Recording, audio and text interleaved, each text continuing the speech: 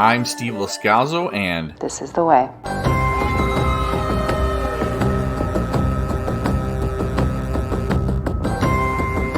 Welcome, and thanks for listening to This is the Way podcast's reaction and discussion episode of Chapter 23 of The Mandalorian, Season 3, Episode 7, The Spies. There's been a lot of discussion in Star Wars social media circles about who fulfills that plural reference, and I have thoughts, but rather than spend time here, I'm going to try and make the case during the podcast in response to some really good observations. That's right, I'm not certain that my take is the right one. There are some very convincing arguments out there for one particular person, but I'm really hoping that Favreau and Filoni don't resort to retconning or reframing everything we've been watching for almost 3 seasons now. I think there might be a misdirect, and I don't want to spend the time explaining how it should be when how it will be is only a few days away. This is the way. Season 3, Episode 7 aired April 12th, 2023 for the first time. Chapter 23, The Spies, and the thumbnail description and full episode description read, Survivors Come Out of Hiding. Does that refer to the Mandalorians we've been following for 3 seasons? Maybe referring to the Remnant clan that's piloting that skimmer on the surface of Mandalore? Maybe it refers to the Imperials on Mandalore, like Moff Gideon. But when the title is The Spies and the description says Survivors Come Out of Hiding, I think that's a clue. Very well. Let's move on. The runtime for Episode 7, Chapter 23, shows up as 53 minutes in parentheses on the Disney Plus show page. That would make it the second longest episode so far. If you press play, you get to the credits in a little more than 47 minutes. Skip the previously on and opening sequences, and you can get through the episode in 45 1/4 minutes. Was there anything for us to learn from the almost 2 minutes of concept art during the credits? I really enjoyed some of these interpretations. The look of Coruscant, the helmet of Gideon was a little less Maul-inspired, not having a crown of horns in the art. The Mandalorian arrival and the Fleet on Navarro series was good. And then there's a nearly photographic shot of Grogu in the IG-12 mech. That was amazing. So along with the rock crab shot from a couple episodes back where he looks like Godzilla, those two might be my favorites of the season's concept art. I really liked the feast scene. There was great color and vibrancy in that art, and that led to more muted grays and greens when we get to the land skimmer shot on Mandalore and then the giant land beast that attacked. The contrast then with the next shot where there's magenta blasts from the Beskar troopers' blasters, that was really stark. I really liked the order that we got these shown to us too, and I know that was the order of the episode, but there was a lot of different artistic choices, even just in the concept art. The pics of the underground base on Mandalore, those were terrific. If money wasn't an object, I would really love that aesthetic in my house. I mean, the hallway with the alternating chiseled and exposed rock columns, really cool. The last shot was a little confusing because it made it look like Moff Gideon and Din Djarin are having a friendly conversation rather than he was led off after being tied and, put to his knees. There they were standing, and other than the blasters of the troopers pointing at him, looked kind of peaceful. I also want to point out that the end credits are the more classical music version of the theme that we first heard at the end of the Season 2 episode, Chapter 16, The Rescue. I went back and listened to a bunch of episode credits, and I couldn't find it anywhere else. When it aired, that became some of my favorite podcast end music almost immediately. Even though from time to time, the YouTube and the Spotify, it demonetizes my podcast from time to time, but I think it's just cool, and I don't really care that much. Okay, then. The credits start with the director. This week, it's Rick Famuyiwa.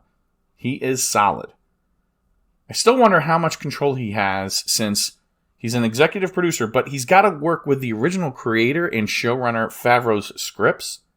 And then also he's under the further supervision of one of Lucasfilm's creative directors in Filoni. So can he make changes? I mean, I think he can suggest them, certainly. But who gets the end call?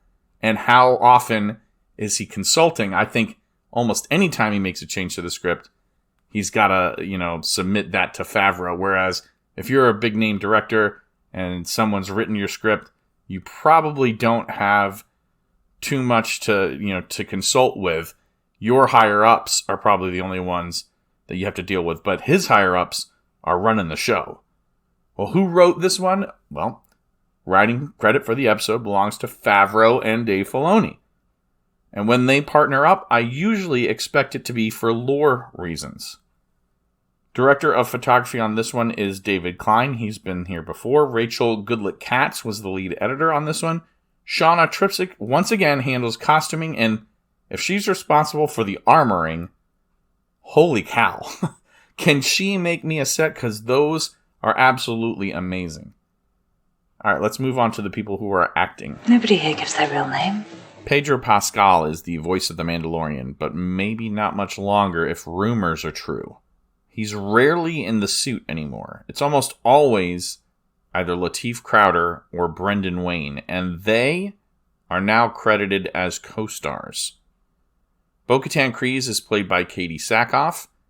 Katie M. O'Brien reprises her role as Elia Kane briefly, but she's very good. Giancarlo Esposito is back as Moff Gideon, and his portrayal veers into the comically bad at times to me. I mean, I like him. I respect his acting decisions, but it's almost over the top for me, and this is Star Wars we're talking about. Carl Weathers used to be a little too cheesy for me, but I have come to accept his portrayal of Greef Karga, and maybe that's just because I've seen more of Karga recently than I have of Gideon. Emily Swallow is the armorer. I would imagine she would want to play a bad guy. I mean, that's something I always hear actors say, like, I really wanted to, get my teeth into this role, but I hope she's not playing a bad guy. And we'll explain as the podcast goes on what I mean. Some are saying the armorer is a character called Rook Kast from the Clone Wars. I don't know if that checks out, but it could. Tate Fletcher is credited with the main cast this time, and I think that's an appreciation credit because he's been inhabiting the heavy Mando suit for so long. I mean, he's Paz Vizsla, but in body only, not in voice, because, of course, Jon Favreau is the one that's voicing Paz Vizsla. But Tate Fletcher has been that heavy Mando in the suit for quite some time. He gets credited with the main cast. Simon Kassianides, he is Axe Woves. He may have a bigger role than we initially thought. Way back in Season 2 and Episode 11, I think it was, or Chapter 11. It didn't seem like he was a big deal, but now he's taken on a much larger role. And Casca Reeves is played by Mercedes Varnado, a.k.a. the WWE's Sasha Banks. Sasha Banks is here! Those were stars and co-stars. Now we're into the guest starring roles in order of appearance. Xander Berkeley was Gilad Pelion, and I cannot believe that the guy that played Gregory in Walking Dead was the same guy in this show, the mustachioed Thrawn defender. He was a highly meaningful character to readers of the Thrawn novels. And Berkeley is something of that guy in Hollywood. He's been... Oh, so let's read off some of these. Longmire, episodes of The West Wing, The X-Files, Moonlighting, V, The Twilight Zone, CSI, Law & Order, the original Miami Vice series, The A-Team, Falcon Crest, Cagney and Lacey, we're going way back, Remington Steele, Heart to Heart, The Incredible Hulk series, the original one, MASH, back in 1981, and more recently, he was in a lot of episodes of 24. Well, what about movies? He's been in Apollo 13, Terminator 2, The Rock, Gattaca, Jumanji, Air Force One with Harrison Ford, And he's got a few good men on the resume, too. Meantime, go and see Lieutenant Commander Joanne Galloway with Internal Affairs. Brian Gleason was Brendel Hux. He is the son of Brendan Gleeson and brother to Donald, who played Hux in the sequel trilogy. So he is playing the abusive father to his brother's character, who we will meet in the future of this timeline. The rest of the warlords, Johnny Coyne, he started as a BBC actor, worked his way into American TV and movies. As far as I can tell, this is his first Star Wars entry. Jodie Long was in Shang-Chi for Marvel, which might have been her biggest role. Henki Madera was Mr. Delmar in Spider-Man Homecoming for Marvel. Ron Batista is listed, he's listed a lot as an ADR voice artist. That's like the credit he's gotten on his IMDb page. And he's been in tons of MCU projects. But now he finally gets a turn in front of the camera here in a Star Wars debut. So good for him. Marco Khan has a distinctive face. He was in The Chosen, 2 God's Not Dead movies, and I have to imagine it was the role in Iron Man as a guard that probably got him in the room, since that was Favreau directing that one. And then Imelda Corcoran is our Agents of S.H.I.E.L.D. entry for today's podcast, having played Dr. Goodman for a couple episodes way back in 2014. She was also recently in the Falcon and the Winter Soldier series, and she was in Lost. Parvesh Cheena voiced Grief Karga's copper-plated protocol droid. Wesley Kimmel played Ragnar again, although I don't think he had a line. Shirley Henderson did, because she voices the Anzellans, and there was only one of them, and it might have been reused dialogue, since it exclaims, "Bad baby. Oh, it's crazy!" Taika Waititi's recordings may have been reused as well, because he only has 2 words as the newly designated mech suit, IG-12. No. Yes. The survivor scout is Charles Baker. He's the one that steers the skiff, and he was Skinny Pete from Breaking Bad. So he was in that show, El Camino, the Breaking Bad movie, Mayor of Kingstown, CSI Vegas, and the new Perry Mason. The captain was Charles Parnell, but he played an admiral in Top Gun Maverick, didn't he? I think you misunderstand, Captain. He has voiced for Grand Theft Auto 4, Mass Effect, Call of Duty, and a Marvel Avengers video game. He was a voice on Venture Brothers. He showed up in 2 NCIS shows, The Mentalist, Law and Order, CSI Miami, Lie to Me, Longmire, Fringe, Bones, Barry, and was on The Last Ship. And he was Derek Fry on All My Children for 80 episodes. There are many more performances in this episode that probably someone really wants to know about. But there are so many performance artists and doubles and stunt performers. There are hundreds of people making music, creating the code and the computer graphic images. I'm just trying to focus on the most notable, because otherwise I wouldn't have time to talk about the episode at all, which I'm going to do next. Last episode, the Disney Snap was not part of the opening, but this time it wasn't on Wednesday through maybe Saturday, and then it returned on Sunday night. They did not place a snap before Guns for Hire, though, which still doesn't have it. I mean, it wasn't there Friday when I started working hard on this version of the notes for my show. When I went back to collect more audio on Sunday for the Spies, well, there was a snap there.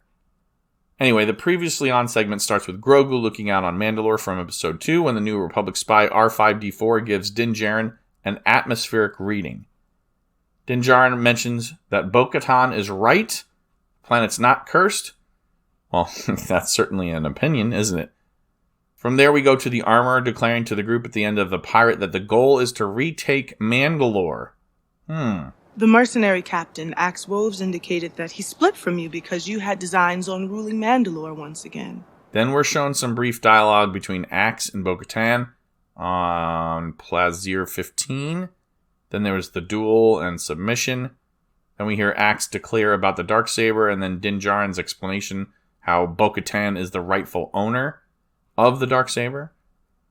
Then we see the derelict Lambda shuttle that had been carrying the prisoner Moff Gideon and hear from Carson Teva. Then we see Dr. Pershing get mind-flayed by Elia Kane, and the Lucasfilm Limited and Star Wars slates appear before we head into the new episode.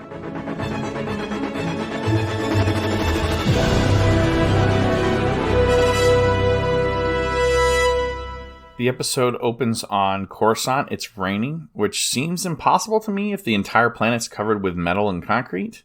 But okay. Elia Kane is looking over her shoulder nervously, if you ask me. It's because she's a spy for Moff Gideon. I mean, she's not meeting him here, or a contact. She's headed to a rendezvous with an Imperial probe droid. So think about it. Gideon, we discover later, is on Mandalore. Communication isn't possible between the surface and orbit using normal means. We heard that. This droid, however, was tech the Empire used, developed for deep space spying. What was it? Droid of some kind. I didn't hit it that hard. Must have had a self-destruct. An Imperial probe droid. It would make sense. This would be a way to communicate off-world. Seeing a probe droid would raise red flags, though, so this is a clandestine meeting. It's in a dark alley, very Star Wars. Her Imperial designation we discover is TK2755. You type that into Google by itself, and you end up getting Turkish Airlines flight number 2755. You have to type Star Wars before or after it to bring her up. It doesn't appear to be a reference anywhere. Moff Gideon appears, and his thematic scores heard under Kane's report that the pirates failed in their efforts on Navarro. It's not as upsetting to Gideon as the information that it was a joint effort by two previously opposing factions of Mandalorians, and not the New Republic that caused his efforts to fail. Continue with your mission. I shall deal with our Mandalorian friends. I don't know why he's just hearing this information from Kane if he's got an inside spy. So I think this is an indication that this is the first time he's hearing this information. There's no spy inside the Mandalorian covert. I mean, that's just one clue. I don't know where you get your delusions, laser brain. There's an interesting walk Gideon takes from where he takes the hologram meeting to the next hologram meeting. It's a walkway guarded by laser shields, and they are precariously perched stormtroopers with white and gray color scheme. I mean, we hear later these are Beskar armored stormtroopers. But why is this location so heavily guarded? I mean, it's only for one reason. It just looks cool. Gideon gets through the weird security check, and there's a room of clones in tanks, very similar to what we had seen on Navarro in Season 2, The Siege. Where is this place he's at now? Well, we know from later in the episode, of course, but let's suppose at one point Gideon had that working base on Navarro, but the Mandalorians were operating there as a covert. If he wanted them wiped out, why didn't he do it then? What's the purpose of allowing them to operate on this Imperial-controlled world? We know that this base is not Navarro, but why would he do anything there? Why not move completely into this Mandalorian underground? And if you're going to make Navarro an outpost, why not retaliate at any time in between the defeat and the hiring of the pirates? Why not have the First Order, the nascent First Order, why not have the warlord show up and say, oh, we'll free you from the pirates? Why wait at all? If you're going to try it yourself first, why not come back and finish the job? I think we get a little of that information very early in the next scene. The New Republic is vulnerable, but we must be cautious and show no sign of our true strength. Easy for you to say, Captain. There's a fortune to be had, plundering the hyperspace lanes. Commander, your hit-and-run operations are gaining too much notice. If we are perceived as anything other than a group of unorganized remnant warlords, the New Republic will increase their efforts to hunt us down. The people in these holograms are spies, and they employ spies. And this entire scene is chock full of important items. I mean, I don't want to play the whole scene for you, but you got name drops of Grand Admiral Thrawn, Gilad Pellaeon, Brendel Hux, and through Project Necromancer's name drop, we hear how Palpatine somehow returns. Thrawn was only thwarted after efforts of the Ghost Crew and Ezra Bridger. Otherwise, he would absolutely have helped crush the rebellion, Luke Skywalker or not. Pellaeon is apparently his right-hand man, and that comes from other media like books and comics. Brendel Hux is the abusive father to the Hux that we know from the sequel trilogy, someone who states, I'm the spy. So, again, plenty of references to multiple spies already. By the way, a necromancer is a raiser of the dead, specifically in this case, Emperor Palpatine, and we do hear in the dialogue from this meeting of the Shadow Council, Hux is in charge of that program, not Gideon. So, he did not want Pershing and Grogu to awaken the dark side of the Force or bring back the Emperor. Gideon wants his own army of Force-sensitive troops, perhaps created in his image. After all, he does later decry that the Dark Trooper's only flaw seemed to be that he wasn't in the armor. Who else wears a robotic suit in this episode, I wonder? Thrawn isn't just absent from our story so far, he's absent, it seems, from the Council, too. He's represented at all times by Pellaeon. The promise of this return of such a powerful Imperial officer was enough to stay the hands of the other warlords, at least temporarily. They're getting antsy. You know, the only thing Imperial officers respect is someone more powerful than themselves. Here, Gideon is introducing discord to seize some of it for himself. And what is your security concern? Mandalorians. What? They continue to be an issue? They do. I am increasingly confident that they are preparing to retake their home world of Mandalore. A research in Mandalore would hamper our efforts. Which is why we need to stamp them out now. That's the explanation he gives for his requests of 3 Praetorian Guards, the Red Cloak Guardians I wondered about since Return of the Jedi, and then they were later revealed to simply be tough guys with cool weapons rather than mind-controlled, Force-sensitive clones or droids. I mean, seriously, the sequel trilogy ruined Guys in All Red for me. You know, I just remember those guards for Palpatine. Anyway, he doesn't just want the guards.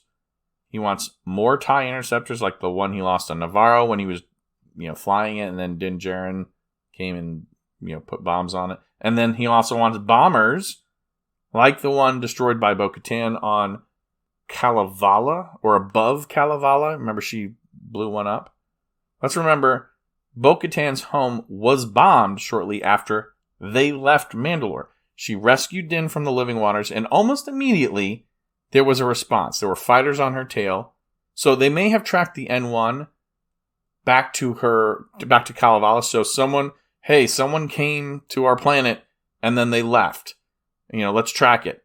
I just don't think it's reasonable to have tracked the Gauntlet this time, because it happens too fast to have scrambled the fighters and bombers, then devise a plan simply from the Gauntlet taking off.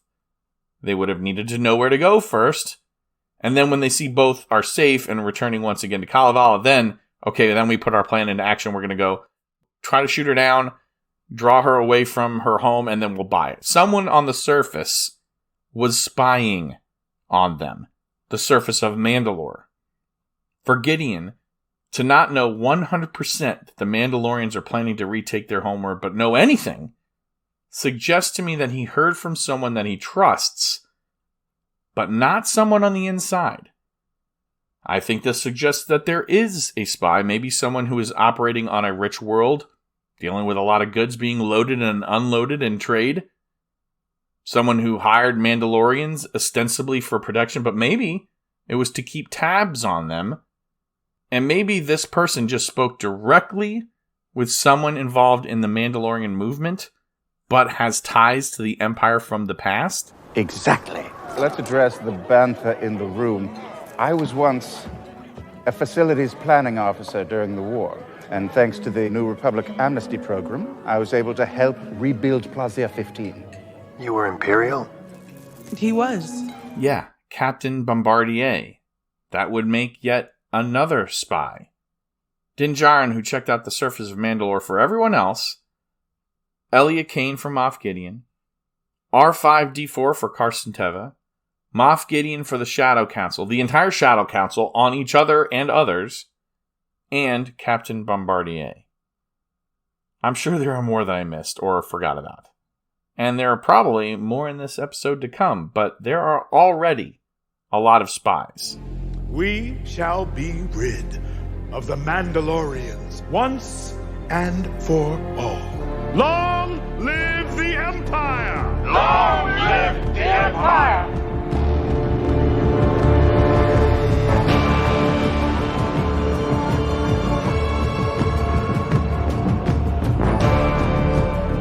The citizens of Navarro just got done with an invasion of hired hands, and they're rebuilding. Now another repurposed pirate ship is hovering overhead. These mercenaries are the good guys, though, right?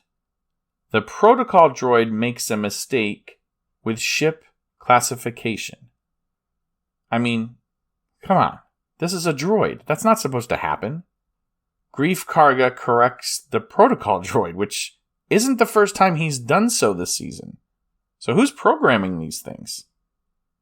Then we get an awesome shot of the armorer coming out of the darkness of her tent and into the light. Din and Bo-Katan are returning with a very large group to meet the surviving children of the Watch. I hope these two groups get along. They've never met. And what little they know of each other, they hate. They will if they want to survive. We know this. Din clearly does because he said it. Bo-Katan knows this. The armorer knows it. Everybody knows they should get along. But that's easier said than done. There's lots of bad blood, as we heard Lady Kryze say last episode. She had her knife to Axe's throat when she said it. Side note, the fleet landing on the lava flats was really cool. I mean, this animation, maybe not as cool as a space battle, but pretty cool. I mean, it really was. Seeing the ships land like that just seemed like something I haven't seen a lot of, and I liked it. Take the children inside. Something I noticed. The children of the Watch have children of the Watch. I mean, maybe the other faction's children stayed on the fleet, but I'm not sure there are any there. Maybe too much fighting and pirating to procreate? It was a small detail, but it stood out to me. There's lots of tension in the group. Suddenly, the armorer bangs her tools together and says, "Let's party." Welcome, fellow Mandalorians. We invite you to make camp. Let us prepare a feast for our guests. There was a slightly discordant tone to the Mandalorian theme there, but I don't think that's in reference to the armorer as much as it was the tone of the camp at this point. Mando! Welcome back, my friend. Welcome back. And one more time for the confused, Greef Karga heard Din's name from Moff Gideon in Season 1. And that's if he already hadn't known it, because if Gideon knew to say it, I'm sure the Guildmaster of the Navarro chapter of the Bounty Hunters could have found that out. But he calls him Mando in a camp full of Mandalorians. Not one of them flinches or turns their heads. This is not to say he is the only Mandalorian. Obviously not. This is not saying he's the only one referred to like that ever in the galaxy or in the universe. It's to prove one last time for us, he is the Mandalorian that the show title references. I mean, at least for now. Karga has this beverage gift in a really cool container all the way from Coruscant. I'm sure people want to have it now. It's a nice welcome gift. Thank you. That's not the only gift I have for you. Okay, I'm going to try to talk briefly about this next scene. It's the one I've been dreading for maybe more than a year. I can't remember when I read about it. A spoiler listed a mech suit for Grogu. Specifically, it said in that spoiler it was like Iron Man. Now, since Jon Favreau kickstarted the modern MCU for us with Iron Man, bringing a character I had personally never cared for, in the very least, to the big screen, doing it successfully, I might add, to the point where everybody was excited to see what came next. I mean, one might think, let Favreau put in a nod to the MCU here or there. No. What do you mean, no? No. Yeah, no. Grogu is the only reason I think this scene works at all and this concept works. I mean, we give ourselves over to this, even though, on paper, this seems like a profoundly stupid idea. I had said I was prejudiced against this scene last week after I heard it was coming. That's because Star Wars Celebration in London got to see a sneak peek. I was ready to rip this scene, and as a result, the entire episode to shreds. I could not help myself. I am powerless to resist Grogu's charm. Disney cannot lose Grogu. I mean, there is about as much plot armor and intellectual property armor as a character can get. You cannot get rid of him. It would be the most profoundly stupid idea Lucasfilm or Disney could possibly have to get rid of this character. Would you look at that? Yes. Yes, what? Yes. Yes. Yes. Yes. Yes. Yes. Yes. Yes. There is a brief scene where we get some Din being daddy to Grogu. He's exploring with the suit. There's a Melu Run melon squeezy. Oh, it's squeezy! Din has to shell out credits for all the stuff he's grabbing. And it's a scene that means more to a parent, I think, than others right now. I mean, that's the way I look at it. And then we get to the I will go scene. Bo-Katan makes her case for the retaking of Mandalore at the feast. Mandalorians, it is time to retake our homeworld. Even though the planet is not cursed, there are still dangers. Dormant species have been awakened from the bombings. The remaining magnetic interference has made it impossible to scan the surface from above atmosphere. Which is why I'm proposing that we leave Navarro and move the fleet into orbit above Mandalore. We send down a small recon party. We'll scout the surface, find out what remains of the Great Forge, and establish a safe perimeter.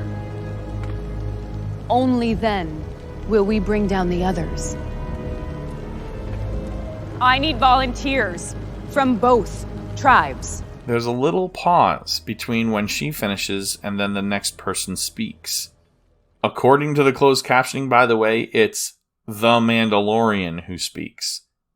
His response wouldn't be notable, except it's much different from "this is the way," and everyone adopts the same phrase. I will go.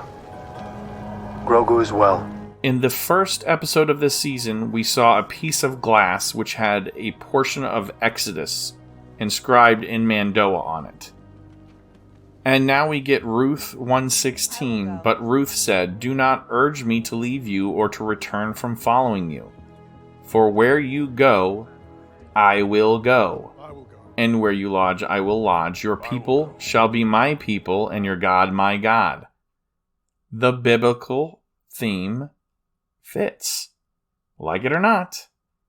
You know, the prop department literally created a section of Exodus translated into Mandoa onto that fragment of Mandalorian glass. That wasn't something they picked up at a garage sale and thought looked cool. We are free to speculate. But clearly there's some biblical imagery going on. One thing I could not help but notice is Din volunteers Grogu. He should really have stayed with the Foundlings. But maybe it's just that the only dangers Din thinks he's going to face are natural ones. You know, the Alamites, and at worst, maybe another spider tank. And then you're going to have the rest of the team around to help handle that. But also, the armorer is going on an away mission. She is wearing a red plate of armor. I know. This is Star Wars, not Star Trek. I will go as well. She does get a nod of either approval or thanks from Bo-Katan. Then we see the fleet take off, and almost as cool as the landing was before, the shot of them coming out of light speed above Mandalore with Concordia looming in the background. That was something really cool, something I really enjoyed. Then the gauntlet starts its descent into the atmosphere with a reminder from Bo-Katan that they're going to lose comms. I wondered if the drop seats were the only place for the Mandalorians in the group to sit, and I guess so. A whole team drops out, scouts for the landing, but that's not something she did prior. And also, why not go much closer to where you think the Forge would be based on where she knows the Living Waters entrance was? Again, why not? If you think the only threats are subterranean Alamites and maybe some of those spider tanks, why not descend directly into the city center? Then you would know where to go. It might have helped to do a little more surface scouting, though, with the shields up. But then we wouldn't get the story we got, right? It's worse than I thought. I was here when it happened. Before the drop, there was that quick convo between Paz, Vizsla, and Axe Woves. And if you were to tell me that there was going to be a traitor in the third season among the Mandalorians, I don't know how you wouldn't pick a descendant of pre-Vizsla. But I don't think that's the intention. In this context, though, wouldn't you say the odds would favor Axe Woves? Never tell me the odds. Sheesh, sorry, Han. Din tells Bo-Katan the group is ready. She commands them to secure the infill zone, and I guess she meant the landing zone, or the LZ. They do little more than jetpack down and look around. They declare the area secure, and Bo-Katan lands. Again, they're landing ridiculously far from where they even suspect the Forge to be. If they know which direction to go, and that it's a long way, then why land here? It doesn't make much sense. But remember, it's Bo-Katan that picks the spot, not the armor. It's not like the armor says, let's go right here because I have to meet somebody. Do you have food? We do? You wear the crest of the Night Owls. I should hope so. They're Mandalorians. Is that the voice of Lady Bo-Katan Kryze? It is? So after that long walk from the gauntlet, the group runs into this land-skimming windcraft coming straight at them. They stopped far out of range, which, okay, does suggest that this group was wary of the ones who are walking on the surface, but I just really doubt that they would remember Bo-Katan's voice. The armorer suggests they are Mandalorians. And that's not what I doubt. I do think them coming straight at them and identifying from that far out the Night Owl crest and Bo-Katan's voice suggests they're on a mission and knew who they were meeting here. Later, the group of them described how their numbers have dwindled, some disappearing below. I think they did. I think they disappeared because they now serve as spies for the Imperial presence, either luring in more recruits or leading explorers into traps. The captain of this group says the Imperials took no prisoners. Well, they may have taken defectors. Earlier in the episode, we got a scene with two groups coming together for a feast. In a sense, this is the same thing over again. This time it's on the land skimmer between the scout team and then those representing themselves as surface survivors of the Purge. You can tell I don't trust them, right? With the presence of the Imperials on the planet, are we really supposed to believe that they don't know of this group skimming the surface? The Imperials don't know they're here? Are we further to believe that the survivors don't immediately mention, hey, be careful, there's an Imperial presence here? Have they never seen an Imperial ship since the Purge? It's very suspicious. We knew you would not forsake us, Lady Bo-Katan. We have failed you, but our blasters remain in your service. Why is this suspicious? Well, I mean, we knew you wouldn't forsake us. In the next scene, the captain tees up Bo-Katan. He says, the Empire punished Mandalore for refusing to surrender. Bo-Katan admits she did surrender after the Night of 1,000 Tears when the ISB offered to negotiate a ceasefire. She had one chance to save survivors and she took it. Moff Gideon got what he wanted, the Darksaber in submission, and he did not honor the deal. No one seemed surprised by that. I cannot believe, though, anyone with honor at the table would see Gideon as the rightful ruler. The survivors both wonder, how did the Children of the Watch survive? And we get the answer. They were sheltered on Concordia, says the armorer. They are not Death Watch, though they may have once been. But it's split into warring factions, and I think we're seeing a few of those come together. Mandalore has always been too powerful for any enemy to defeat. It is always our own division that destroys us.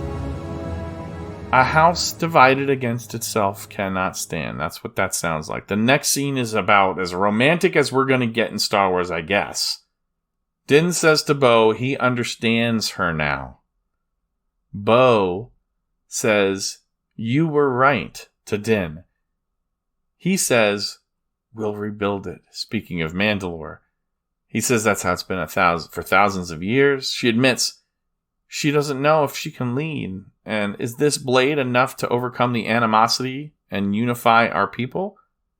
Din tells her plainly, "I only know about the blade from what you say, but it doesn't mean anything to me or my people.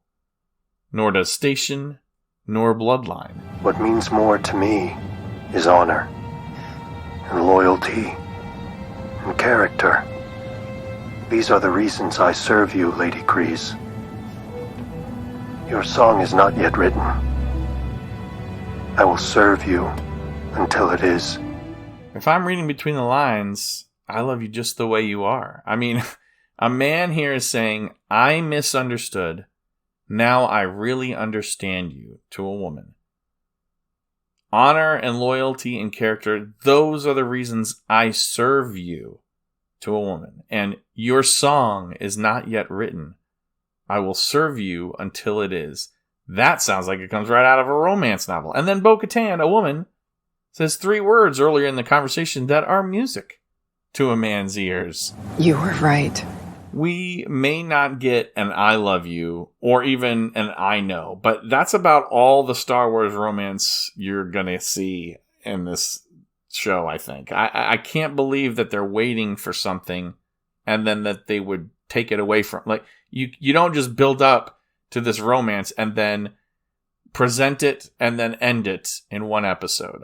Maybe there's a future, and maybe there's a season 4 future for Bo-Katan and Din Djarin, but I don't know if everybody's going to make it out alive. Anyway, the next scene is Bo-Katan consulting the armor for what to do about ailing survivors. She wants to take him back to the fleet, the armor does. That's completely innocuous.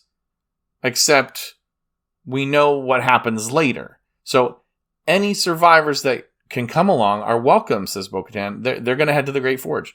The captain says, I can do better than tag along. I can lead you straight to the Great Forge. Now, why not also just take the ship, leave that land skimmer where it stands, and take the ship directly to where the Great Forge is?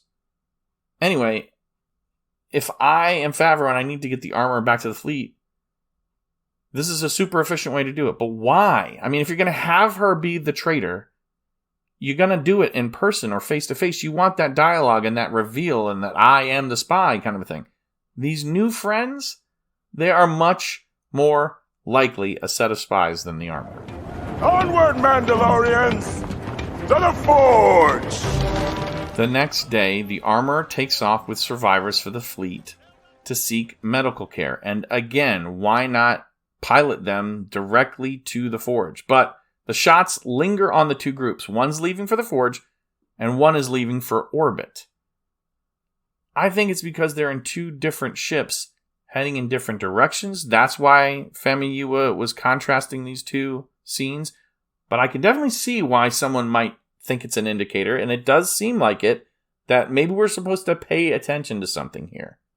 When we head back to the skiff, Paz Vizsla is playing a chess-like game with Axe Woves, but it's not holographic. It's not even like the Jar game R2 and Chewbacca play on the Falcon and A New Hope.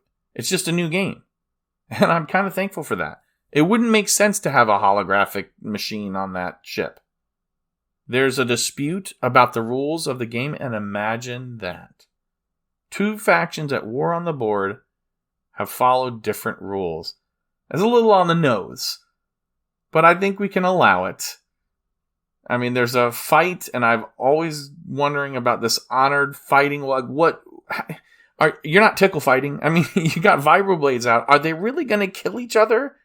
Like, is that how you solve all your disputes? Is this duel? And what happens if somebody gets severely injured? Fortunately, we don't have to wonder about that here, because Grogu steps in the middle, not figuratively, actually steps in between using the IG-12 suit. No.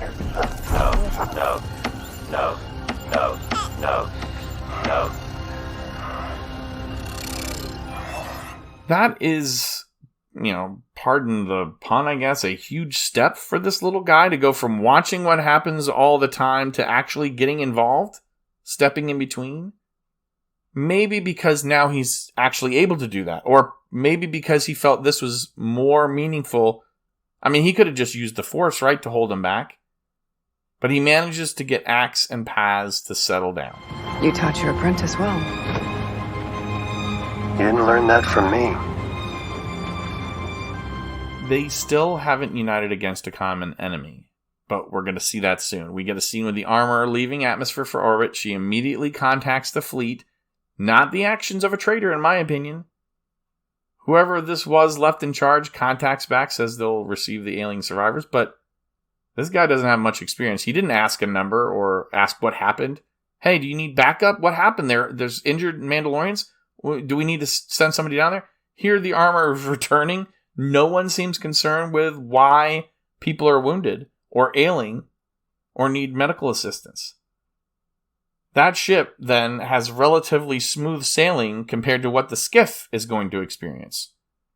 A monster awakens from this glassy surface, and it's angry. The scout in the crow's nest recognizes the danger first and doesn't seem to be, putting on airs. I mean, there's some falling glass and stuff, but rather than steer away, a survivor clearly steers them into the path of the monster.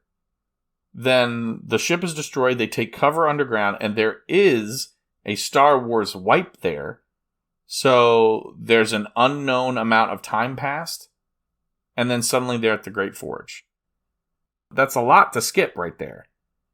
You could have had an entire scene, the next scene, where they're describing, we're on our way to the Great Forge and all that stuff. Because the Night Owl faction gives us a little history lesson and then remarks how important it was. But you could have had that and then had them walk through a cave and then come out on the other side. And then, the fires are out since the purge. But the survivor captain pipes up, and this is all one scene. He wants everyone to know, hey, we've been surviving on the surface, and people that explored underground were never heard from again. Remember I said that. And this is just before jetpacks. More survivors. Those aren't Mandalorians.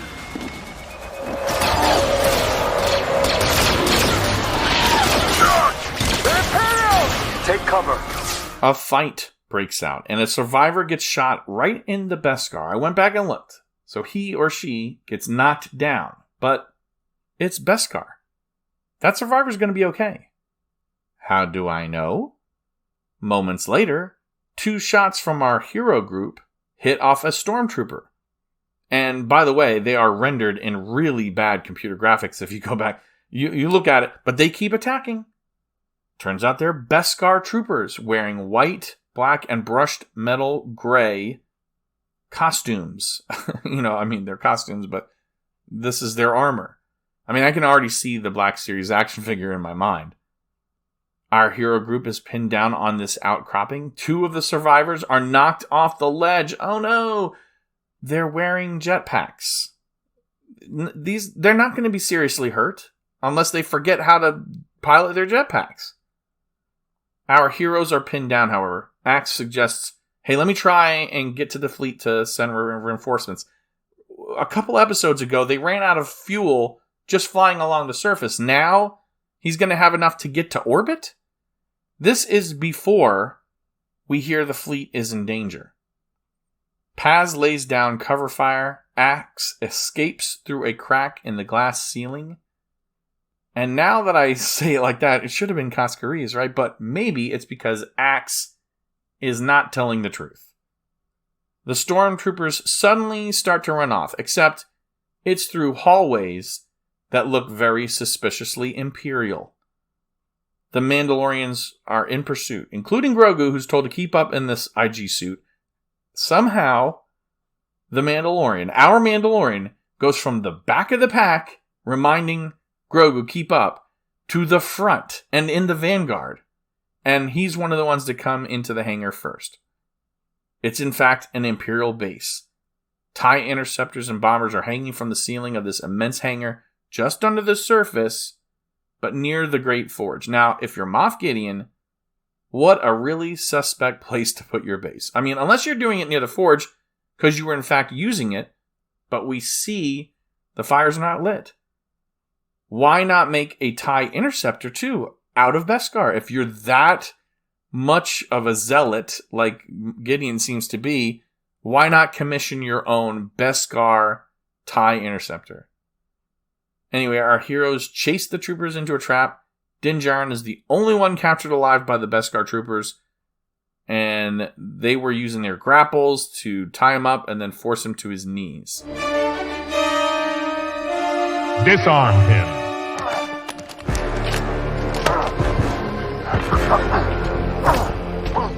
Gideon had arrived via jetpack. He traps a large part of the group behind a set of blast doors.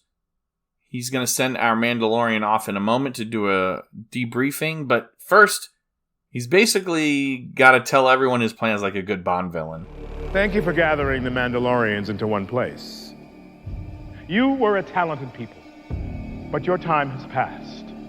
However, as you can see, Mandalore will live on in me. Thanks to your planet's rich resources, I have created the next generation Dark Trooper suit, forged from Beskar alloy. And the most impressive improvement is that it has me in it. You see, every society has something to offer. The cloners, the Jedi, and even the Mandalorians. By aggregating the best of each, I will create an army that will bring order to the galaxy. Why don't we take your fleet off the board while we still have the element of surprise? Activate the interceptors and bombers. No! In but a few moments, the purge of Mandalore will be complete.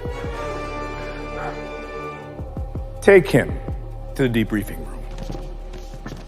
There are some really bad line readings from Giancarlo Esposito in this episode. I think he's just being mustache twirly with this portrayal, but it's kind of bad. Bo-Katan. We have to stop meeting like this. I'll make sure of it. Let's skip the pleasantries, shall we? I believe this is the part where you return the Darksaber to its rightful owner. The fleet is in trouble. Ties are scrambled and he demands the Darksaber from Bo-Katan and submission, but this time there's no offer of a deal. Instead of surrender, they're all going to fight it out. But I would have liked Bo-Katan feigning, hey, alright, I will surrender once again, and then use the Darksaber against him. That's not how Favreau writes this out, though. He has a retreat, use the Darksaber to cut through a blast door, freeze the group trapped between the blast doors, but Gideon wants to wipe them out. So he opens the door nearest to him, but then he jets off. They could get away. No. I'm going to leave them alone and not actually witness them dying. I'm just going to assume it all went to plan. What? You just don't get it, do you? You don't. I don't mind that being a strategy screw up, but that's very Imperial, if you ask me, to screw up like that. But the tank of the group is really the star of this scene, because he spec'd himself right for this fight. He's got the best DKP raid gear, he's using the best temporary buffs, and the captain of the group's giving him inspiration, and he's putting in some heavy DPS with that railgun. I mean, I'm talking about Paz Vizsla, once referred to as Heavy Mando, or Heavy Infantry Mando. That was either in credits, colloquially by the crew. At the very least, he was named so in an action figure as Heavy Infantry Mandalorian. He is staying at the rear of the retreat while The group gets through that little hole, and he's fending off the troopers from Moff Gideon's side, and then he locks himself in the hangar with them. He shoots so much, we see his rail gun blaster overheat. And then he doesn't stop fighting. He throws himself at them, throws them around, knocks some of them off the side. But again, they're all wearing jetpacks. I mean, John, you cannot write them falling over if you've given them jetpacks. Have them at least disable them or something. And they were wearing them. I checked. But the tank lasts the whole fight. And then a new boss wave spawns in. I know, video gamers are...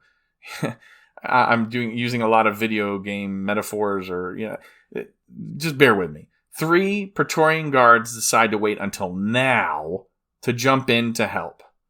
They're all in red. They got those purple, electric weapons that they do from The Last Jedi. But, of course they wait until now, right? He's got no blaster. They're melee only, right? The red-clad guards make short work of the tank. He was spec'd for range damage, after all, not melee. Paz Vizsla. He's dead. Those guards, I guess, are precursors to Snoke's guard and descendant from Palpatine's guard. But if these survive the show and then go on to guard Snoke, we know what will happen to them at the hands of Kylo and Rey, don't we? So what do I think about this episode? Well, 1 episode remains to wrap it all up. I saw an amazing point brought up on Twitter by Alfie Molinaro. He says the spies are Bo-Katan and Din. His reasoning, the Book of Numbers and Deuteronomy. Spies in the Bible referring to the ones going into the Promised Land to give report to Moses and Aaron and the remnant of Israel. Only 2 of them gave good reports when they came back. The rest of them said, no, we can't go there. They're going to kill us. But Joshua and Caleb were faithful. The rest said challenges would be too great. We're not going to be able to take the land. There are giants there. They're descendants of the Nephilim. Well, and they wanted to stone Moses and Aaron and Joshua and Caleb, cursing them because they were saying things like, it would have been better for us to die in captivity in Egypt or at the hands of the Egyptians on the escape, rather than wait so long and then fall right at the end. So what happens in that story? Well, God shows up in the tent, chastises them all, and points out to the older generation, you're going to die in the wilderness without seeing the Promised Land. Not even Moses will see it, for a separate reason. But when people hear God is angry, they think, oh, well, we'll go now that you're angry, except God already pronounced their fate. No one over 20 at the time of the pronouncement will enter the Promised Land except Aaron, Joshua, and Caleb. The Israelites go up to a ridge, get slaughtered by the Canaanites, fulfilling God's verdict. And there are other spies as well in the Bible. Joshua chapter 2 speaks of Rahab and the spies sent into Jericho. That's the town with the walls that famously crumble. So maybe this base will suffer a similar fate. And maybe the Mandalorians will suffer a similar fate. Maybe the Mythosaur is going to tear down the walls of the base. Maybe those that fell away from the way will die at the hands of the enemy, and only true believers will end up reforming Mandalore. Boy, I am having a real hard time waiting for Chapter 24 to see what happens. What do you think? Are you excited for the finale? There's lots of possibilities. I, for one, hope Favreau and Filoni opt for continuing the themes that they've already set up and not going for a reframe of those first 2 seasons to fit this one. A lot could happen. I have hope they're going to do the right thing with the story, though, and continue rather than try to reinvent. This is the way. If you'd like to give your thoughts, please do. Interact with us in one of several ways. Find out how? Visit our Linktree site at linktr.ee/thisisthewaypod. Email goes to thisisthewaypodcast@gmail.com. Twitter and Instagram handles are both at thisisthewaypod, and on Facebook, it's just like Linktree. /thisisthewaypod. Search for us now on YouTube as well, and please subscribe there and everywhere. Thank you for joining me for This Is The Way podcast's reaction and discussion of The Spies, Season 3, Episode 7, Chapter 23 of The Mandalorian. I'm your host, Steve Lascalzo, and this is The Way. May the Force be with you, always.